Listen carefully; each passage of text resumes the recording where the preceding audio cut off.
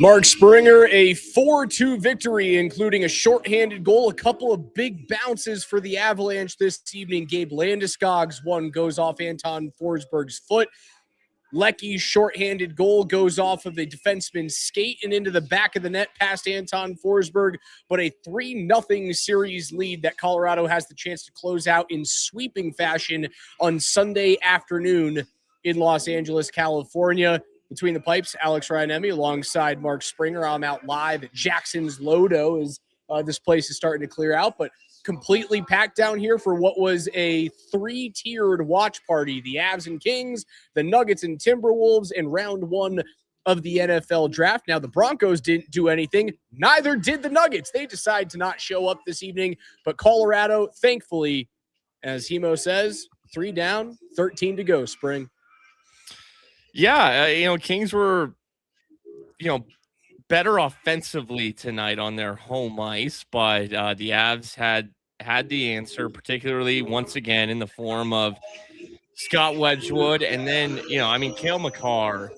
I know he had a couple mistakes in the last game, but I think Cale's been great in all 3 games, and Cale was once again great tonight. He's healthy, man.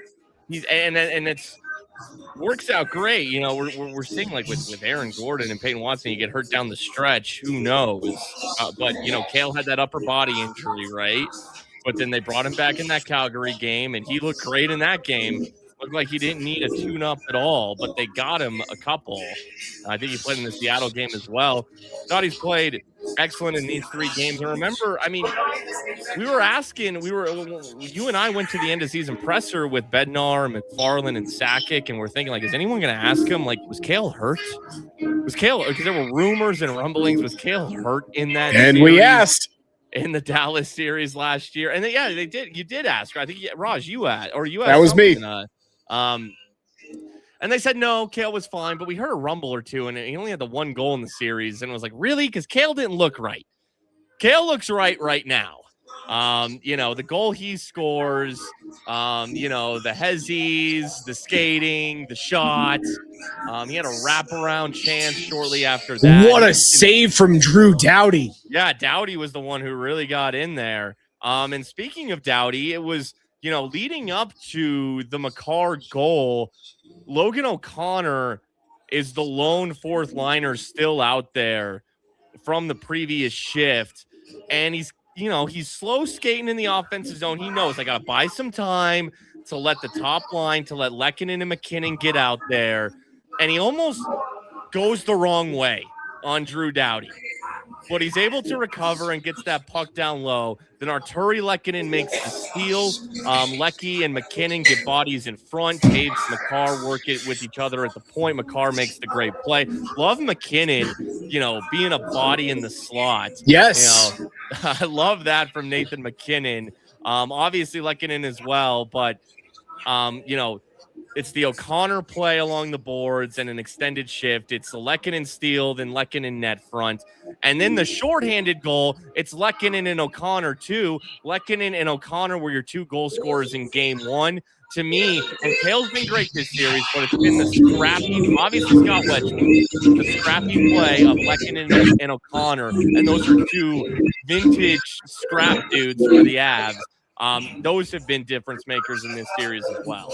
Without a doubt, Spring, the shorthanded unit has been so good. And I know they got scored on again on a 6-on-4. So, the numbers aren't going to look as dominant as it has been. It's been 2 6-on-4 goals and a crazy bounce that ended up going against them in the fact that Devon Taves doesn't have a penalty called for the cross-check in game 2. Now, the tip from Adrian Kempe was gorgeous. Don't get me wrong, but it's still a 6-on-4. You should score on most of those. I think the PK has been so good. It's been stifling. It's been dangerous offensively. I'm glad that they got rewarded. So you're doing something well on special teams. The power play continues to struggle. I'm happy that you brought up Cale Makar and how well that he's orchestrating the offense and the fact that he's starting to shoot pucks more now at 5-on-5. The goal that he scores through a double screen, whether it's Lehkonen in front, Landeskog in front, I need to see more of that. That exact shot needs to happen on the power play. I don't know why they look off that shot all the time on the power play. you should be. They used to take it all the time, and it wasn't just Kale that would rip that shot from the top of the point. They'd scissor with MacKinnon, and then MacKinnon would do that thing where he just like turns around and whips a wrist shot at the net. And more often than not, it would become a grade A scoring opportunity, or he would score. And they've just like gotten away from it for some reason. So look at the 5-on-5 tape, see what works, pucks get through, and implement it on the power play when it should be easier to do that.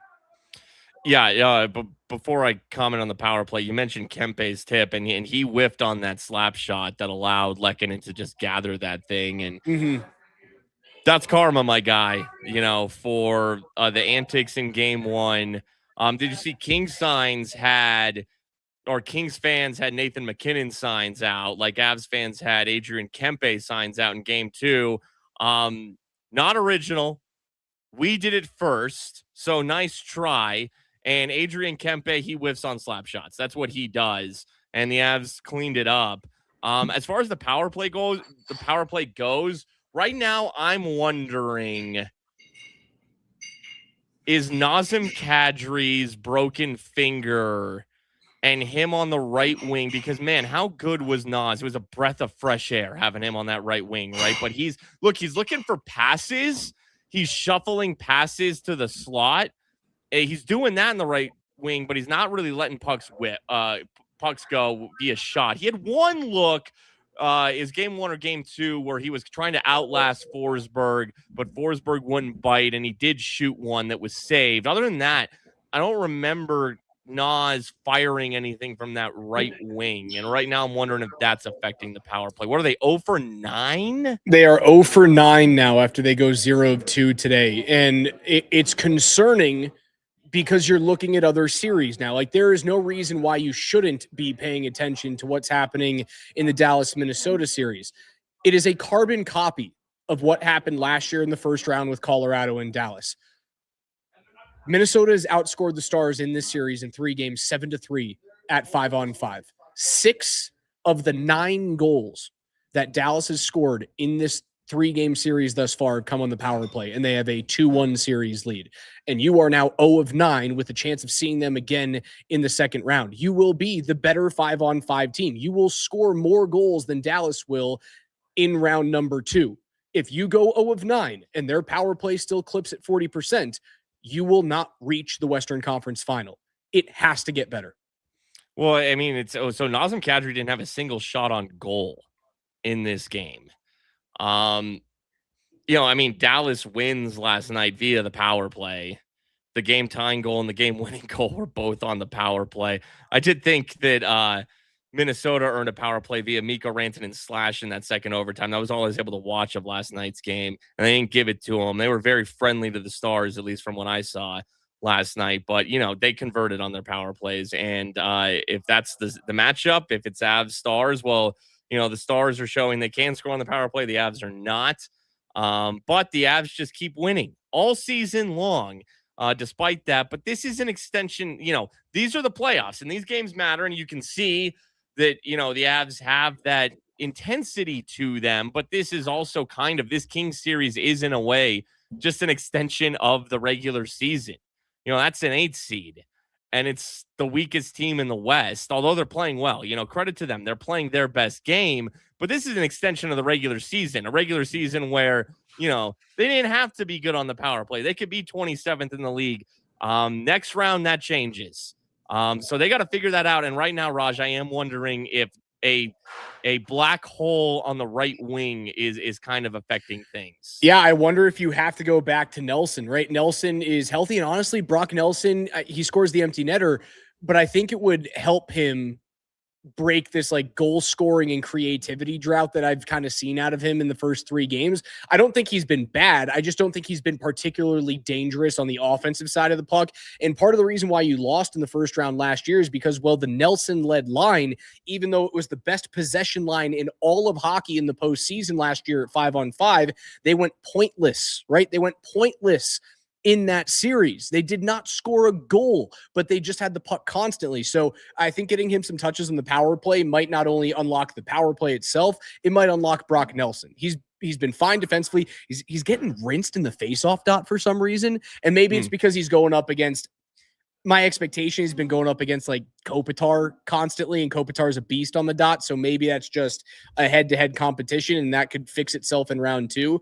The more I watch this series, man, the more I realize the have and the have not in the Western Conference, and the more that I am begging that the Minnesota Wild get past the Dallas Stars. Or at least, I mean, hey, yes, Dallas wins last night, but 2 overtimes, the more miles, the more they can play. Yes. The more Do you they see the get time on beat up. ice? Do you see the time on ice for Heiskanen and Hughes in that game? Well, I saw Hughes eclipse 40 minutes. They were both nearly 43 minutes. Wow. And, I mean, if Minnesota on their home ice can tie it to 2, then, go, keep that thing going. I don't really care who comes out of it per se. I would prefer Minnesota, but just the deeper that thing can go, the more physical that thing can be. Speaking of physicality, I'm a little surprised that, it was a physical game, but the Kings didn't really employ any of their cheap physical tactics for the first time in this series. I don't know if that's because it's on their ice and they just felt more comfortable there. And when they're in Denver against the 1 seed, the best team in the league, they felt this sense of we are a little outmatched. We are kind of out of our skis a little bit. That's our best bet.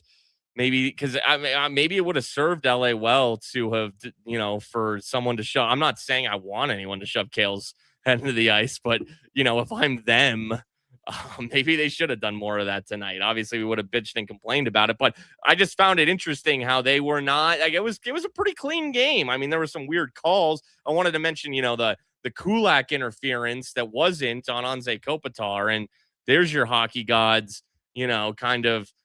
From Kempe whiffing to immediately after a phantom interference on Kulak. But a little surprised that for a Kings team that in the first 2 games didn't shy away from extracurriculars, there was like no extracurriculars in this game. Yeah, I feel like LA kind of knows the series is over. And I think that's the reason why the extracurriculars did not happen all that much, certainly in the second half of today's game. I think they understand that the writing's on the wall, and they had a really good chance in game 2, and they could have made it a series had they eked that out in overtime. It didn't go their way. And then Colorado, I thought LA played another great game tonight, and Forsberg was fine. Like, he had 2 really shitty bounces go in against him tonight. It just feels like it's something that is barely out of reach for them at any given time. Colorado is the better team. If you heard DJ Smith, this is a really good point from Benny. If you heard DJ Smith in his post-game comments, you can hear it in his voice. He's like, what are we going to do against that team? Like, we've played out. Honestly, dude, they've played 9 perfect periods of hockey to try and stay in the series. They're just not up to snuff. Before we get at it, we're just going to do a quick one. Also, like, I don't want the guys at Jackson's to hate me. Yeah, we got to let them close at Jackson's. It is a Thursday, so they're not open until like 2:00 in the morning. People need to go home and see their kids. If they were, Lord knows what we'd see behind you. Freaking no doubt. Vrabel and Rossini would be behind you. just the creatures of the night. We have to talk about Josh Manson and the fact that he got crunched and that probably some bruised ribs. He did come back to the bench, but he's being evaluated. We did not get an update from Jared Bednar. If I am putting the lineup together on Sunday, Josh Manson does not see the lineup, I would send him home right now. I'd send him home on the plane first thing tomorrow morning. Go home, see your kids, chill out, and we'll see you at the rink on Sunday. Nick Blankenberg can play for all we care. Jack Ashan can play for all we care.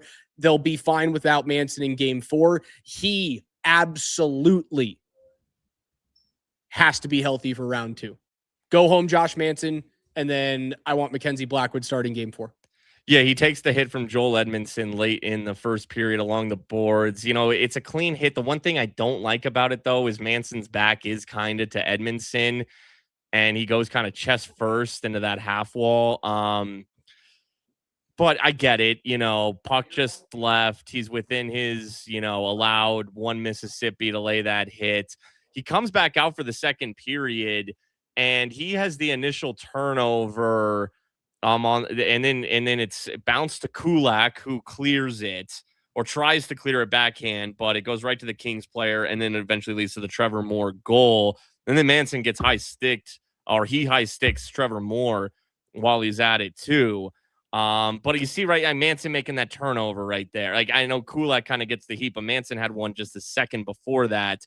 Then he comes out of the game. Look, they don't need him in this series. Nope. They don't need him in this series. You're hoping the other series goes long and it's extra time for Manson to rest. Nick Blankenberg played well. And you know what? I mean, that's definitely a third D pair guy. Kulak and Malinsky have shown they can move up, so you don't need Josh Manson right now. You just hope it's kind of like Makar's upper body that kept him out a week or so. I think Kale probably could have come back a little quicker, but they were slow playing it because nothing mattered at that point. You hope it's not too bad. One more thing. Speaking of Kale, 6 block shots for Kale Makar tonight. 6 block shots. Taking a page of the LA Kings book. So you talk about two-way. Kale has had a really good two-way series here. His defending in the neutral zone is one of my favorite things that I've watched entire postseason long. His ability to kill even in odd man rushes coming back towards Scott Wedgwood have been a thing of beauty. Like, he doesn't have to defend in his own zone. And now this will change drastically with better rush teams like Minnesota and Dallas. It's going to be harder for him to step up because it becomes do or die when, maybe Rupe Hentz is healthy, but when it's Matt Duchene and Mikko Rantanen and Wyatt Johnston coming at you, or Matt Boldy and Brock Faber and Quinn Hughes, right?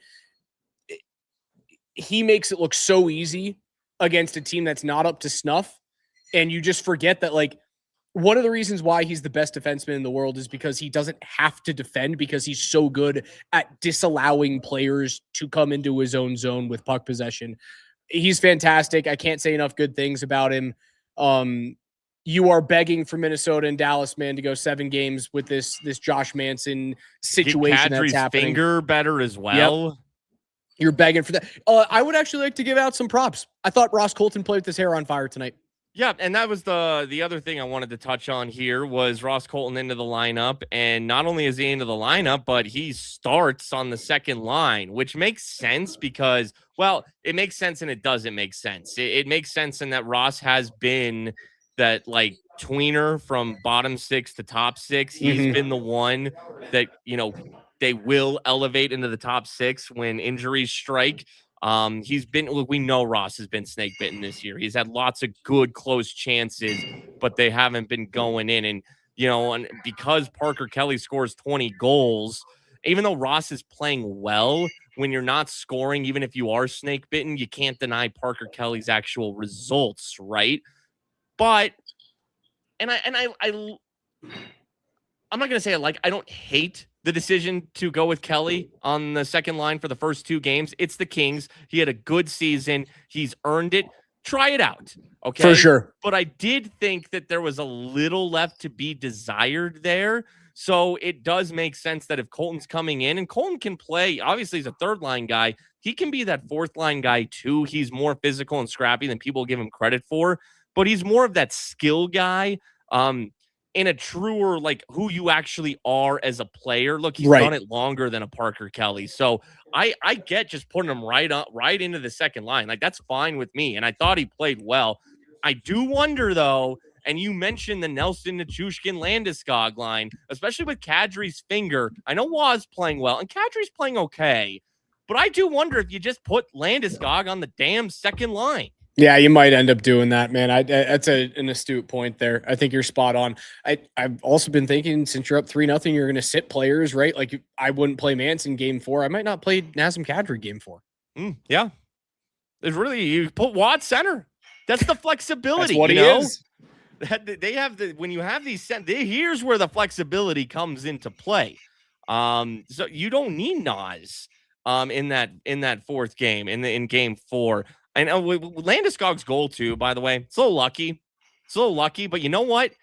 When you miss 3 years because of friendly fire, you get bounces, broke your ribs, on a hard effort play into the post, and then Kale hits you in the dick, you're due for a bounce. Oh yeah. You're due for a bounce. So good for that guy. All right, Spring, glasses are clinking behind me. It's time for me to get out of here. So, guys, I apologize, but this is a quick between the pipes. We're going to have a much longer one on Sunday afternoon / evening after the Avs hopefully sweep through the LA Kings. But that's it for Mark Springer. I'm Alex Ryan, and Between the Pipes. Avs win 4-2, 3-0 series lead. We'll talk to you guys at like 5 o'clock, maybe 5:30 on Sunday afternoon. Enjoy the rest of your Thursday evening, your Friday. We'll see you guys this weekend.